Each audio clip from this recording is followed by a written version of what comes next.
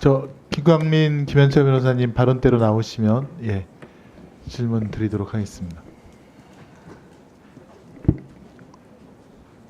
근데 뭐 저희가 수사가 진술에만 의존하면 항상 나중에 그 진술은 번복되므로 진실을 밝힐 수가 없고 또 객관적인 문서라든가 그런 거에서 보강이 돼야 된다. 뭐 저희가 배웠던 첫 번째 원칙인 것 같은데 이번 사건은 너무나도 그 객관적인 자료와 배치되는 그런 진술로만 이루어져 있어서 3인성호라는 그런 별칭이 붙은 것 같습니다.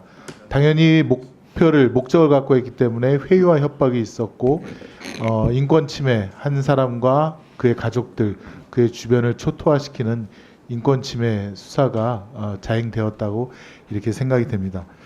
지금 저는 좀 처분 문서, 그 당시 쌍방울 측이 북한 측과 계약을 체결했던 처분 문서 위주로 좀 질의를 하고자 합니다.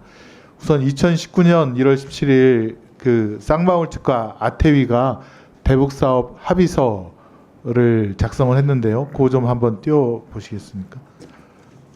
지금 이게 지금 맨 하단을 보시면 SBW 그룹이라고 되어 있어서 쌍방울 그룹에서 작성한 것인데 조선 아태위랑 나노스가 기본 합의서를 2019년 1월경에 체결을 했고 그 계약금으로 이행보증금 200만 달러와 300만 달러, 500만 달러를 지급하고 사업 개시일에는 1억 달러를 지급하기로 했다.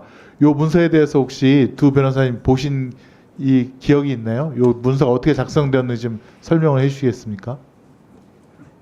이 문서는 그 당시 쌍방울이 그 해외에서 1억 달러를 모집하기 위해서 만들었던 IR 보고서입니다.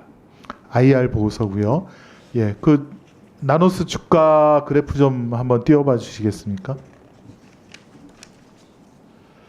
지금 2018년 12월 24일 날 4,990원, 5,000원에 불과했던 주가가 거의 한 달도 되지 않아서 9,153원까지 수직 상승했습니다. 그래서 이제 쌍방울 측에서는 대북 사업을 빙자로 해서 주가 조작을 시도했다. 저희는 그렇게 판단한 거고요. 나중에 제가 질의를 할 때 보여드리겠지만 수원지검에서도 검찰에서도 또 국정원에서도 이거는 쌍방울의 대북 사업을 빙자한 주가 조작이다라고 이렇게 판단을 하고 있었는데요. 그 다음 화면 보여주시겠습니까? 쌍방울이 뭐 스마트팜 비용을 일부러 뭐 하기 위해서 작성한 문서가 아니라 그때 당시 여기 보시면 아니 이거 말고요.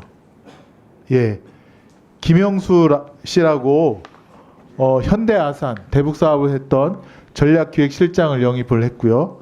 그 다음에 나노스는 김영기 전 통일부 차관 고문을 영입해서 여기 맨 아래 보시면 대북 전문가 영입 소식에 주가가 강세를 형성했다라는 언론 보도까지 다 나오고 있는 것입니다.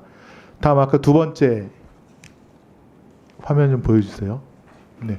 그리고 이게 한 번에 그치는 것이 아니라 구체적인 실행으로 2019년 5월 12일 날 드디어 2조에 보시면 북한과의 지하자원 개발 사업을 위해서 빨간 그래프를 보시면 남측 회장 김성태, 그다음에 북측 민족경제협력연합회를 대표해서 박강수 회장이 찍은 것이 있습니다.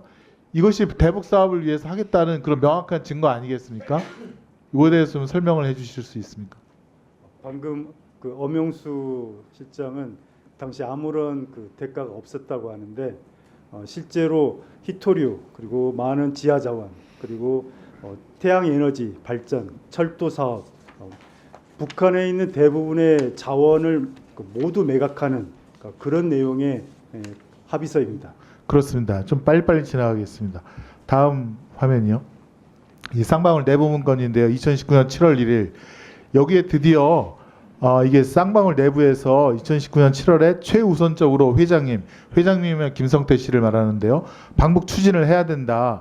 내일 지원, 이게 속옷 쌍방울이니까 내일을 북한에 지원하는 문제, 또 회장님 방북 문제, 또 아태 평화교류, 아태 협과 함께 제3자 합의로 추진을 해야 한다라는 내부 문서가 있다는 것이 또 여기 밝혀졌습니다.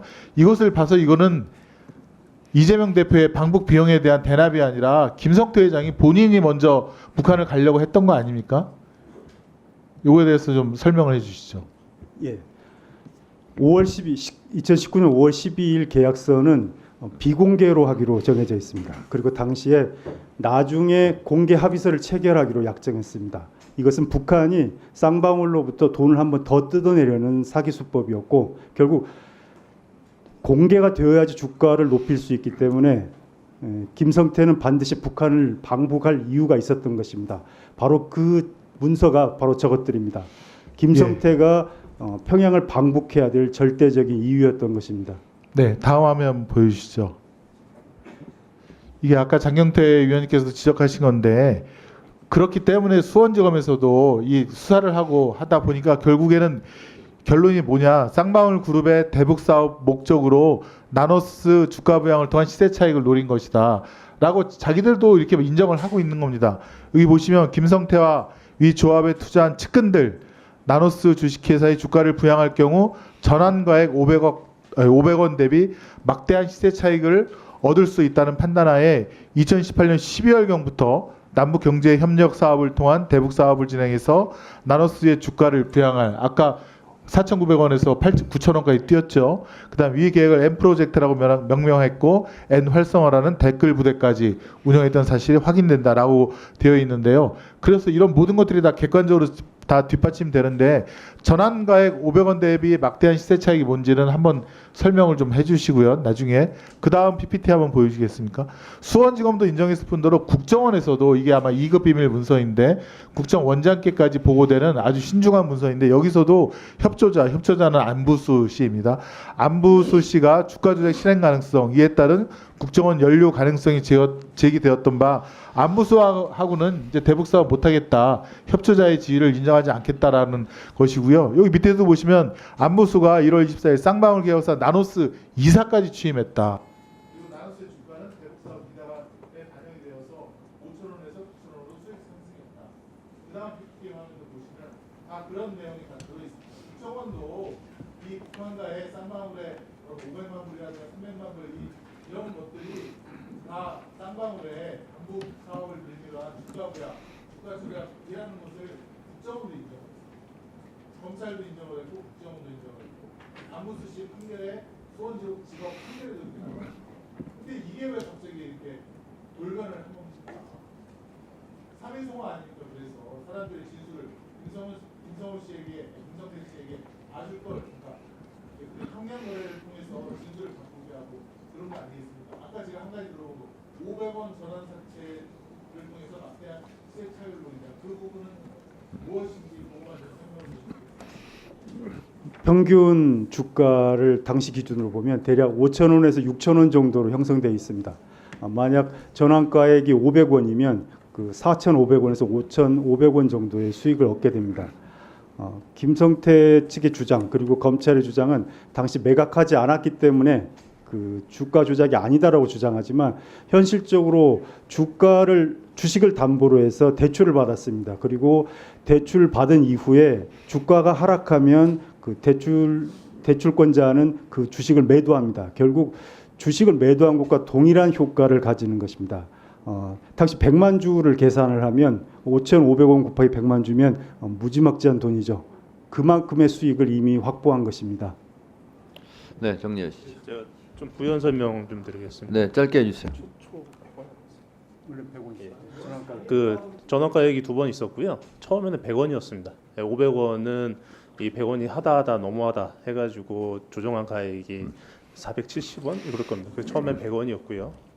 그 다음에 하나 말씀드리고 싶은 거는 나노스라는 회사는 대주주 비율이 거의 90%가 넘어가는 게 소액주주가 없는 회사입니다.